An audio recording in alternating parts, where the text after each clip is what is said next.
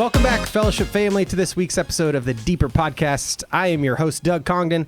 Back with me, our regular co-host, Brian Paul Jameson Tryhus. Have I been here before? What do you mean? Have I been in the seat before? I'm so confused. foreign. How long has it been? I honestly don't know because we like had all 2 those weeks. with Wallace. Was it like 5 weeks? It feels like it's been 2 months. Wow, I tell you what, maybe it's because I just think about you beside me all the time as my best friend in the whole world, that this is just normal. I'm touched. Yeah, okay, you should be.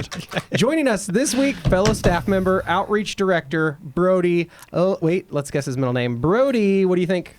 Bartholomew. Bartholomew Lumpkins. What a name. It's actually Marie. No, I'm joking. It's Keith. It's Keith. Keith? Yeah. Okay, Brody. Keith Lumpkins. Brody, thanks for being on. I do like Bartholomew, though. We will call you Bartholomew for the rest of... My mom's maiden name is Bartholomew. What? Look at you go. Are you a prophet? Yeah, you're actually a prophet. Okay.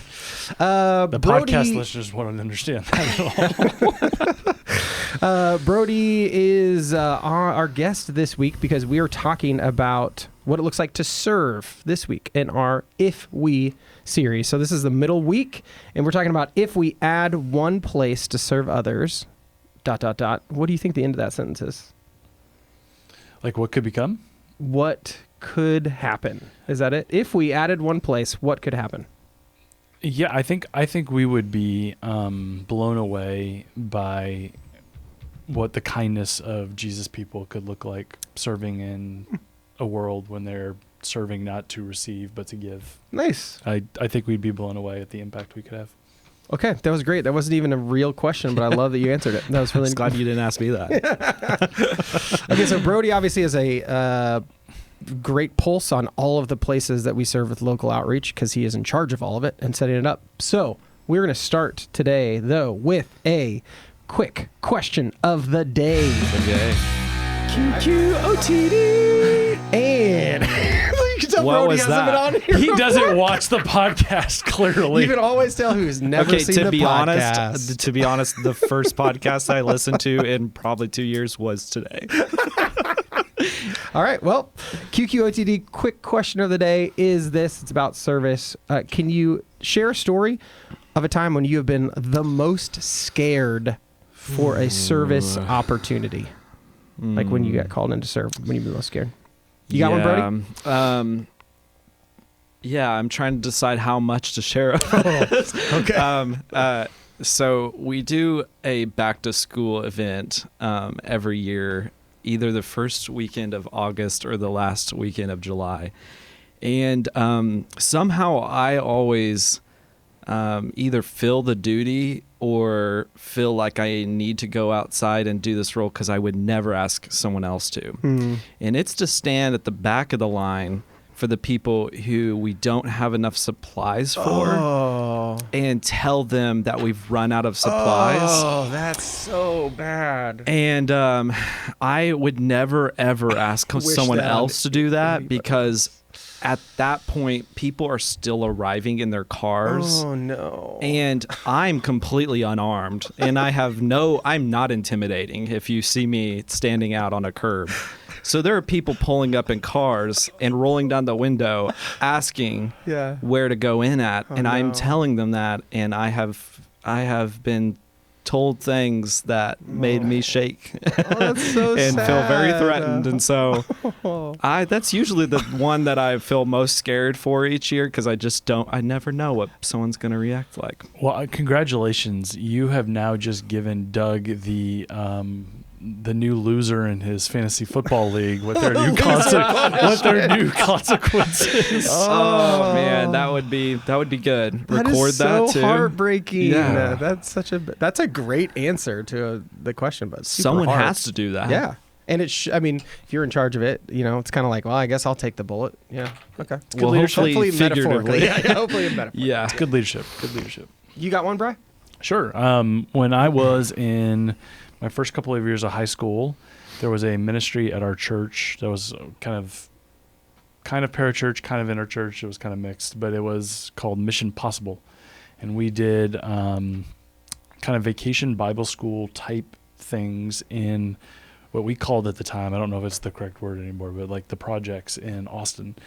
And it was just going into environments that were completely different from where I lived, from where I was comfortable. You smelled things, saw things, heard things. And we would go knock on doors, and we would, invite kids to come out to these groups, and then we would play games and tell them about Jesus. And then we would take them for a week, and we'd go do it at a camp. And I just remember those were some of the most uncomfortable times, but they're definitely growing and stretching. Yeah. Yeah, I do feel like that's the end result is always that. And we had in Austin, we were there, we partnered with a homeless ministry downtown and served food out of a church. And we would go down and take middle school. Did you remember this? Have you been there? Okay. We would take middle school kids down there, and a lot of the serving of the homeless is stuff that I think is fun and easy to do. Like the preparing the breakfast is great, and the serving them. And there was a haircut place in the back, and you could give out books, and there were so many things. But there's always about 15 of us, and our job was to just go sit at different tables and interact and try to show Jesus' love to people. And that cross section of people, you don't know what you're going to get when you sit down at a table and just start talking. And I was the leader of the group. So I would be like, come on, guys, you can do it. And in my head be like, I don't want to do it, though. I don't want to do it. I get why you don't want to do it. Yeah. And sitting down and sometimes you got yelled at. Sometimes the person would ramble incoherently and you'd understand there was a mental health issue there. And then sometimes you get somebody who found Jesus and was the sweetest and would share scripture with you and encourage all the kids. And it was just I was always scared, though. I just never know what you're going to get. So the look on my face was, sometimes I forget that we have this Austin crossover. overlap. And so I'm like, oh, do you know Mission Possible? Yeah, of course. Do you know Tim Pinson? No. Okay. Tim Pinsent sounds like Pinson. Tim Pinsent. Pinson. He started it. Shout out to Tim Pinson. He probably he's a listener, right? Not a chance. What's his Instagram handle? Don't know that either. No, I get you. And the thing for me that's hard is I never feel like I know what to say. Yeah. Which is odd because we stand up on a stage and we know exactly what to say, but sometimes in those one-on-ones cross culturally, you're just like, I got nothing. I don't know what to say right now. Yeah. Did you see the game this weekend? Yeah. I got nothing. Yeah. I don't have a TV. Yeah, exactly. Yeah, I feel like most volunteer roles, that's how I feel going into it is let's try and be as confident and non-anxious as possible, but I'm really anxious. But inside, I am roiling. Yeah. That's a good point. Okay, so part of what Joe's going to share this weekend is what I'm just labeling the problem. Okay, and he shares the statistics of a generous number being 15% of our church is engaged in serving around here, and 85% is not. Now, if you've been around churches for long enough, you've probably heard of the 80-20, sometimes even 90-10 rule, which is 20% of the people do 80% of the work, or 10-90 and that stuff. So my question for you guys is just, in your time at this church, when you look at that 15 to 85 difference, what would you attribute? What have you heard maybe are some of the reasons why that's true of us? What does that look like uniquely in FBC's context, do you think? I would say one of the main things is it's good intentioned values centered around activities with their family or activities they've filled their evenings and spaces where they could be available for opportunities for God to move in their life. And they're doing traveling teams or they're doing activities with friends and not using that space to minister to other people and also stuck not knowing how to transition to a life that's less busy so you can be available for opportunities. Because if you're traveling to Kansas City 3 times a weekend or 3 times a week for a soccer team, so your kid can have those opportunities, that's a great value for your family, but that is most often the reason that people can't truly experience what's serving and being available. Okay, so in your seat as you're sitting, that's a story you hear a lot from our congregation, kind of the busy activities. Sports yeah, stuff. That's not to throw guilt or shade. That's just the reality of we have a lot of young families in our church, and anymore. To be involved in sports looks like traveling to Salina, Wichita, Kansas City, and even I got like people who are in third grade playing sports, but it's like 3 practices a week for that. And like in third grade, that's crazy. And then you got a game on a weekend. So you're basically like 3.5, sections of your week are done. That's a hard thing to navigate. Especially if you are already in a season where that's just what your family does. Yeah. Like you said, it's tough for people to back out of that. Yeah, once they're you in started that, Yeah. it's very difficult because that is now your community and where you're investing in your kids, and that's not a bad thing. Yeah, it's just how you use that, and is it hindering opportunities for you to witness to your neighbors, or because if you're getting home when they're already inside, you left work to go pick up your kids and drive somewhere, that's just the reality. It's not to put shame or guilt. It's just that is probably the most common reason. And even for people who are retired, they want to go travel and be there. At the I was going to have a follow-up. My follow-up was going to be, do you see that the majority of people who actually sign up and serve for you are older people who are past that range of having kids with activities? Is that the majority of the people who serve around here?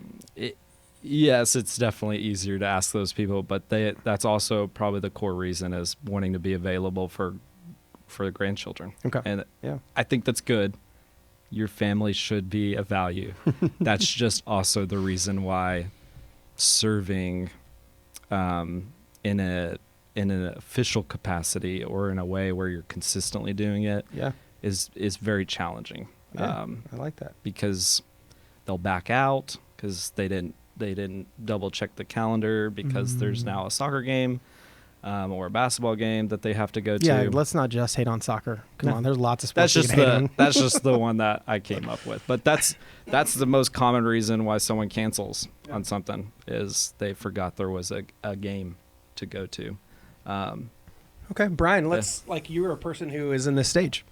You've got kids, you're leaving work to pick them up or go to activities like we are today. How do you see this playing out in your own? Well, that's removing you from the other question already. But how do you see it playing out in your own life? I was going to say anyway, like just a different take on the same issue that Brody had. I think he hit on the main issue. One of the good things about our church is that we are a young church. Yeah. People like that. They like that there's youth here, the kids and students. But one of the byproducts of having a younger church is you have people who are my age who are trying to figure out all of these realities. I would say that my ministry 15 to 18 years ago didn't have enough grace for people in that stage of not understanding the realities of some of those decisions that you have to make. And, we put down some boundaries. We really wanted our kids to be able to serve, and all 3 of them have. They all serve weekly at the mountain. But to do that, we said no to travel sports. And while we felt good about that decision, we also, when Ben started trying out for some of those sports and didn't make it because he wasn't as progressed, we realized we did sacrifice things for him because of a decision we made over here. Now, was Ben going to go to the NBA? Probably not. I don't think he listens. Hopefully he's not listening. I don't think he listens to this. But that's hard as a parent when your kids crush because they got cut from a team and knowing you contributed to that. Now, what he is gaining and serving, I think, is a lifelong value that, watching him now go to Barnabas, watching him now do some of these other things and seeing that side of him, I don't think we made a wrong decision. It's just not as easy as we want to make it to be. And so there, we have a 12-year-old, a 15-year-old, and a 17-year-old, and like one of them by themselves would be difficult to manage. All 3 at the same time, it's like, okay, And so what I would say positively for our church is they do show up pretty well for one-time things. Yeah. Like Operation Christmas Child. Is that what it's called? Operation Christmas Child. Share Fest. Like things that it's like, okay, I can budget this one thing. They want to do it. Knock it out of the When park. they look at it, it's like, okay, I got to show up for 12 Mhm. Yeah. Yeah. Yeah. Sorry, Yeah. I can't do that. But on the same hand, I can't sign up for a lot of 12-week things right now. So Yeah. I can't hate. Yeah. I like It's hard. the younger church perspective too. It's just important to realize which is a great thing. We are a younger Yeah. church. We have lots of kids involved. What's your, that was Brody's kind Also, of I'm perspective, what he 25, sees a lot. So I don't have a family and kids and travel sports. So grace from my perspective. I think you needed to represent that perspective strong. And both of these You're need to good. be represented. What's a reason that you see or hear a lot for maybe why there's only 15% of our people that are actively engaged serving here? I mean, honestly, that's if we were doing Family Feud, that would be one with like 89 votes. Brody's answer, you're saying. Yeah. Yeah. The other things that you hear are like, don't feel like I would be good at it or uncomfortable or like I didn't even know there was a need. Like we value excellence as a church. Yeah. We want people to be taken care of when they come in. Like our parking team, they're great. You know, people don't understand that they're tired because it's not a huge rotation of people. Mm-hmm. They come. There's coffee and there's cookies and there's a band that looks like they know what they're doing and there's, the camera and like everything operates well and people are like, man, they're all set. Yeah. And the reality is we're not. Yeah. Yeah. Like we could use people in tons of different places. Yeah. That whole many hands make light work. Yeah. Deal.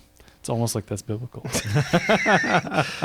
That is true, though, because we care a lot about excellence. It is rare that there's a glaring need that anybody walking through the doors would see, because then what we've done is like not excellent. So it is tough for people who are not really actively engaged and seeing the behind the scenes to understand that there is need in all of these places, actually. And I don't know if I'm just speaking for myself. I think I would be speaking for everyone, but I think people can look at positions and roles in a church and put value on some over others. Mm-hmm. And I don't think we as a staff necessarily feel that way. Mm. I think like we look at a camera operator or we look at the person who makes the coffee as like everyone is playing a role in what we're doing and there's value in it. And I think a lot of times people are like, well, I can't stand on a stage and teach, or I can't sing into a microphone. So there's nothing for me to contribute here. Where like, man, we need section leaders. We need people who,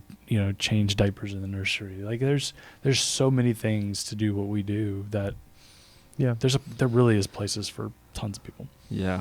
And even when we have our existing opportunities filled, there are so many opportunities we want to seek to make people feel more at home when they come here. Like additional things that we're not doing yet that we could do, you're saying, with more people? Yeah, every area of every ministry, I know that each leader has some kind of dream about ways that people would step up to make it easier to help people find Jesus here on the weekend and follow him. And so, that could be something to consider when stepping up. And we might not have an answer right away. Yeah. And some of the best things we do are when people stick around and say, I'm willing to help, and I'm also willing to help you figure out what that is.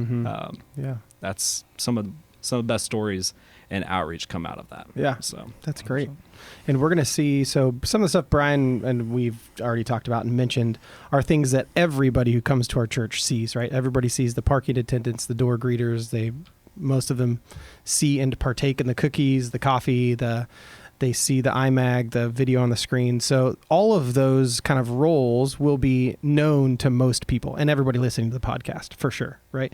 But what a lot of people don't see is a lot of what Brody spends all of his time on. And so that's a part of the reason we wanted you on here, is to bring to light those things that people might have zero idea of that's there, right? Yeah. Maybe they've never stopped by the Love Topeka table and had a conversation.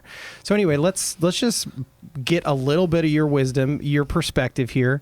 Tell us some of the things that, if you want to, some of the things in a list form that you would want to plug people into, and then maybe what the ones that have the most need right now are. Yeah, so the most present way that people get involved in local outreach is Love Topeka, and that represents a very small portion of what actually happens in local outreach. That is purely there for people to take a first step, Okay. and someone's continued step in helping out with that might be to make the process easier for new people, but it's purely there to say, hey, there's nonprofits out there that just need someone to show up one time and complete a task or be an available person. And that can be an excellent way for if you can't, consistently show up for something over 10, 12 weeks, to do every now and then, but also just like to get in proximity to needs in our city, because most people can drive around or away from the things that will show them that there's a place for them to step into. Like Jesus looked at the crowds and was moved with compassion, and then told his disciples and empowered them to do something, and he himself did something. You're not going to feel a lot of compassion when it's just an ethereal idea. So Love Topeka is the opportunity for you to step into the homeless shelter, or to go and help foster moms have a time for them to do their support group. They're simple opportunities, and they're not everything. So I emphasize that it's just an entryway, because there's so many things people don't know. Like, we have 16 local partners, and they all have their unique needs. So if you have a passion area for a social issue, it could be homelessness, foster care, people who are survivors from human trafficking, being a simple, available adult for students. There is every area of need. We have people in our church who are just faithfully involved in that. So that's a thank you to all of our partners and the people who are already doing that. But there is just so much to talk about, and that's what creates the challenge for us to share that effectively with people who are coming on the weekend that might not know all of those things. Yeah. And so you can't hit them with all that at once. I still didn't really explain what they all are, and that was more time than what usually you people normally have would get on a weekend. And so from Young Life, that are present and active in local schools, to Project to Restore with survivors of sex trafficking, there's just unlimited opportunities, and every organization is asking for help. And so most of them are relational. People need other people to show up. And so, most of them aren't crazy tasks that you need to know a skill for, or own a business, though that's helpful. Most of them are just showing up and being a present person that consistently shows up for those people, to say, I love you, and I believe that Jesus has a plan for your life, and I want to show up and walk you through that. That's what most of the opportunities are.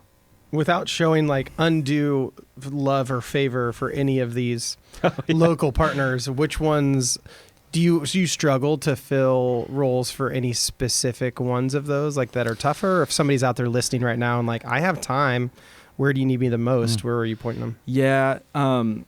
I guess I'd talk about them in levels of, involvement of how much it would require of you. Gotcha. So like, there's things that, like I said, consistent presence. We have tons of mentorship opportunities that are going to ask a lot of people to just consistently show up. You can be like a Young Life leader at Highland Park High School, or at Seaman High School, or Washburn Rural.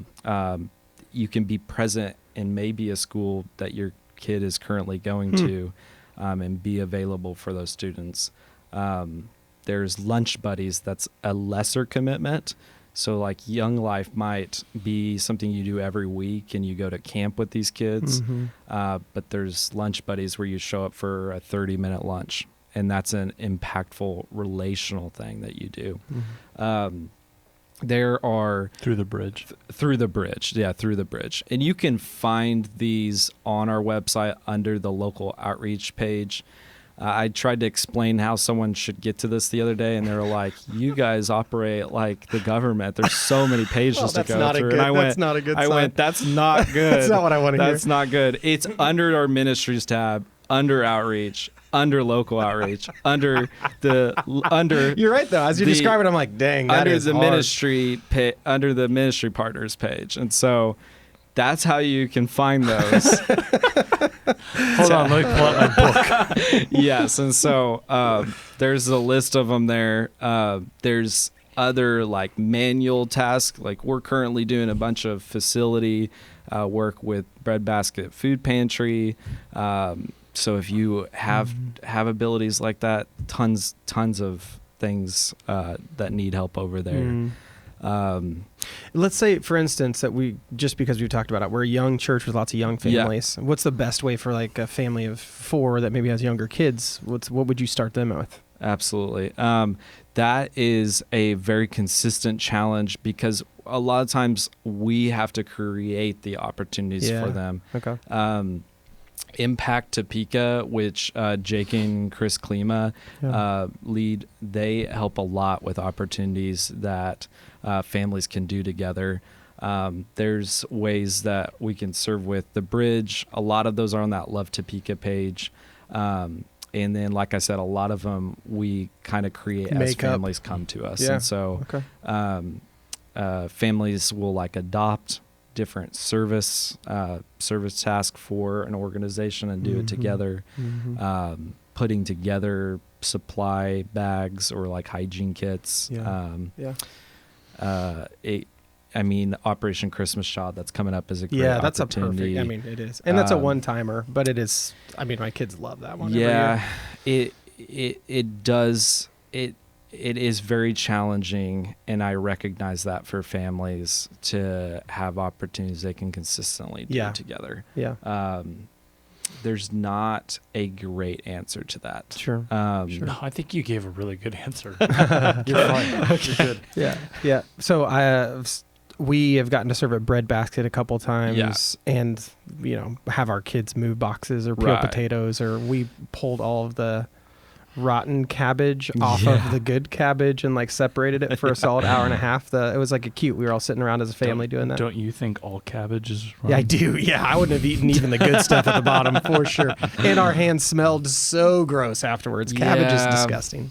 Just, sorry if you're a cabbage farmer out there. But so like that, they're tasks that people come to me or someone else with our outreach team, and a lot of them are just like unique placements. There's not, we do, probably about every other month, some larger event that we'll do that families can get involved.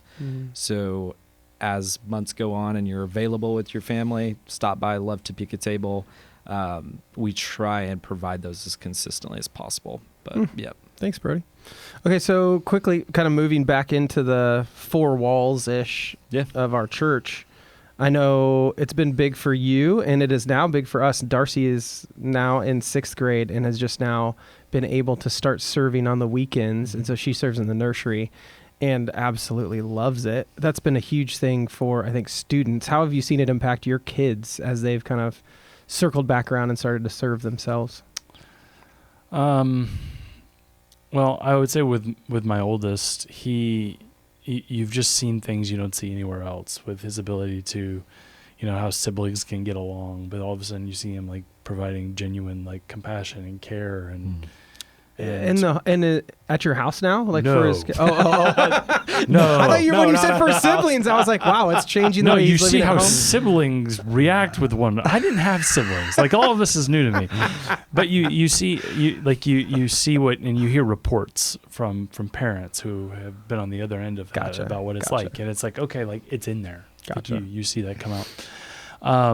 What I would say that has been the most meaningful for me as a parent is how non-negotiable it is for them. Like, it has become a part of their week that they will turn down invitations from friends, or they won't sign up for something that requires for a Saturday night, because like Peyton loves her group that she's been with now for, I think this is year 3 or 4. And, you know, Jake now has started, he's a 7th grader. He's in a class with 3-year-olds, I think. Loves it. Absolutely loves it. Great. It's just, that's so cute. You know, and Ben's gotten to go on mountain trips with the people he's been with for years. So it's good watching them develop those skills about being concerned about other people. Yeah.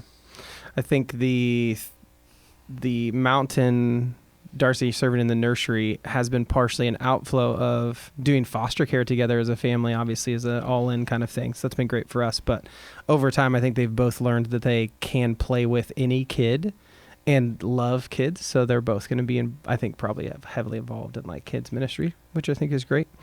But Joe will kind of end his sermon with this picture, or has already ended if you're listening to this, about kind of the joy that it brings you to be on co-mission with the church in finding community. Can I anecdotally answer one more thing before you wrap us up? Yeah. I'm not wrapping, but yeah. From a 15 to 20 year view of kids serving in students serving in children's ministry. Yeah. Absolutely. My facial hair will confirm that. The people who seem to stick with their faith through college and into young adulthood seem to have a very high correlation with serving. And I would say the benefit of students serving is they are making their faith their own.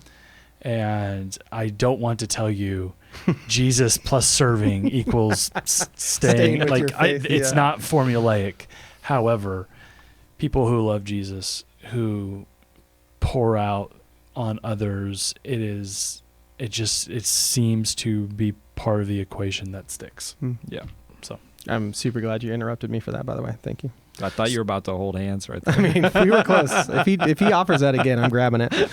But Brody, I mean, kind of give your perspective on that too, from what you've seen, kind of the joy, the life that is brought when we serve. We sometimes think, we hesitate because we think it's going to be sacrifice and difficulty and hard, and we have to say no to things. And in the end, I think we've all seen from the other side, like, how life-giving it is. So what does that look like for you in your seat?